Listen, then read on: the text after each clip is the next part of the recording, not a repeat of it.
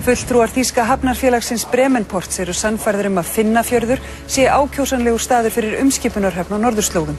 Gengið var til samstarfs við sveitarfélög á Norðausturlandi rannsóknir og prófanir í dag.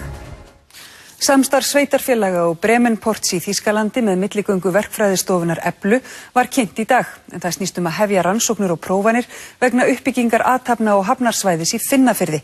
Fulltrúar Bremenports eru sannfærðir að þannig eflist siglingaleið á norðurslóðum. Samstarf sveitarfélaganna Langanesbyggðar og Vopnafjarðarhrepps og Bremenports í Þýskalandi var kynnt á ferð forseta Íslands í tengslum við opinbera heimsókn hans í Bremen og Bremerhaven í morgun.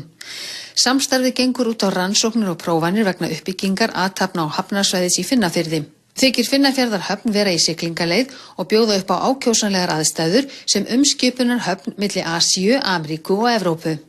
Þetta mun breyta bara Íslandssögunni ef að þetta verður.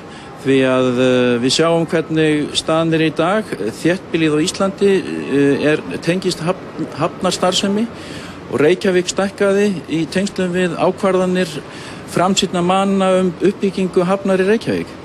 Þannig að þetta mun breyta Íslandi.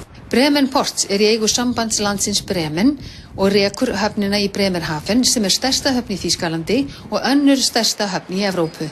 Absolut. Ich bin absolut überzeugt davon, dass genau an der Stelle auch ein Hafen entstehen muss, weil einfach die Anforderungen da sind. Es wäre töricht, nicht daran zu glauben, weil die Situation, die Position und die Örtlichkeit, die Island hier bietet, absolut ideal ist und auch der Untergrund, es spricht eigentlich alles dafür, genau an der Stelle zu bauen. Wir sind schon ein bisschen enthusiastisch eigentlich, dieses Projekt endlich angehen zu dürfen. Oddviti Langanesbyggðar segir að lítið rask fylgir rannsóknum Bremenports á kostum stórskipahafnar í Finnafirði. Landeigendur eru andsnúnir áformunum og berjast gegn því að landbúnaðarsvæðum verði breytt í iðnaðarlóðir á skipulagi. Krafa þýska hafnarfélagsins Bremenport trúnað kom í veg fyrir að hægt væri að upplýsa landeigendur áhuga fyrirtækisins á að kanna kosti stórskipahafnar í Finnafirði. Þetta segir oddviti Langaneshrepps sem segir að nú sé tímabært að funda með landeigendunum. Einn þeirra líkir áformunum við hryðjuverk. Finnafjörður liggur við Langanes undir Gunnólfsvíkurfjalli. Sveitarfélögin Langanesbyggð og Vopnafjarðarhreppur hefur lengi dreymt stórskipahöfn í firðinum sem myndi skapa 100 starfa. Nú vill þýska fyrirtækið Bremenports kostar rannsóknir á hagkvæmni slíkrar hafnar. Það kom landeigendum á óvart og þeir gagnrýna samráðsleysi. Þetta þarf alltaf að komast í einhverju skrefum og það var á óskum Bremenports að þetta hefur unnið í trúnaði og nú komið að vissum áfanga og þá næsta skref að ræða við landeigendur hérna og fara yfir málin. Rannsóknirnar fara mest fram á sjó en einnig þarf að kanna jarðveg og berglög. Verkefnið tekur 3 til 5 ár, kostar nokkur 100 milljónir og verður alfarið greitt af Bremenports, enda eiga sveitarfélögin ekki fé í slíkt. Fjörðurinn aðdjúpur, nóg landrými og hægt að fylgjast með skipaumferð úr ratsjárstöð á Gunnólfsvíkurfjalli.